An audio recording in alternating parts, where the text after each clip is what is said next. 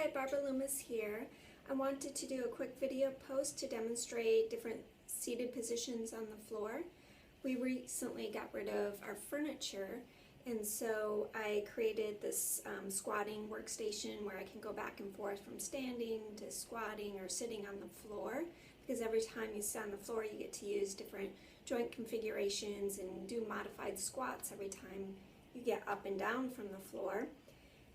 And it can be difficult to starting out sitting on the floor if you've been sitting in chairs all of your life, and so you want to give yourself time to adapt to these new positions.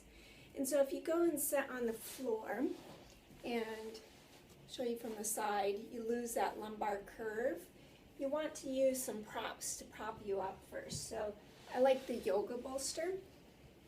And if you sit on that and you still don't have a lumbar curve, your pelvis is tucking under, use a blanket or another bolster underneath to get you up a little higher. And then as you lengthen those posterior leg muscles and adapt to floor sitting, you can lower the bolsters down. You can also use the extra bolsters on the side. So say if you're sitting with your legs crossed like this, but it hurts your groin area or your hip, you can take a bolster or a blanket and just prop up that knee. And you can prop it up as high as you want, as long as you're not getting that pain there, and then you can gradually lower that bolster until you don't need it anymore. Because remember, you've been sitting in chairs for quite a long time and your muscles and bones do adapt to those positions.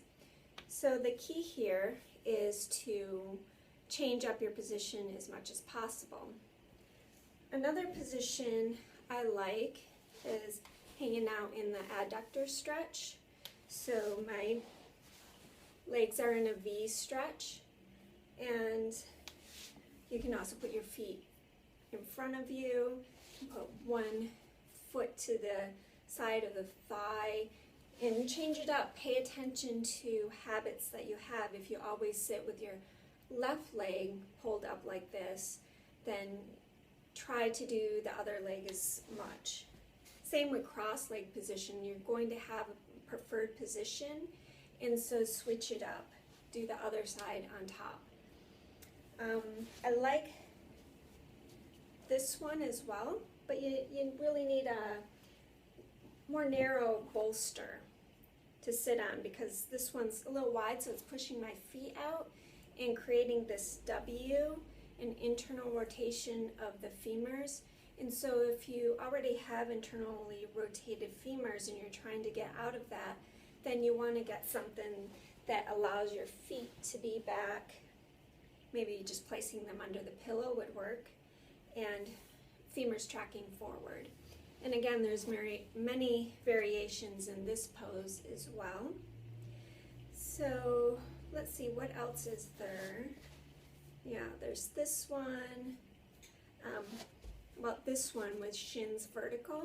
And so when you go to stand up, you're doing a modified squat. If you keep your shins vertical, you keep that action happening in the glutes where you want it. And some of these positions, like, let's see, this one, where I'm sitting on my feet on the side. From the side, you can see my feet under here, maybe. This may not be super comfortable to sit in for a long time, but that's okay. The object is to move from position to position and not be in one position all the time. So there's not one position that's better than the others. This is another great one I like, this kind of butterfly stretch here. So I hope that helps with you transitioning to more floor sitting. And when you have friends over for tea, maybe just put a bunch of yoga bolsters out, and you guys can experiment with different ways to sit. Maybe put a low coffee table in front of you to work on your computer. Just do your best to vary your position throughout the day. All right, I hope that helps. Thank you.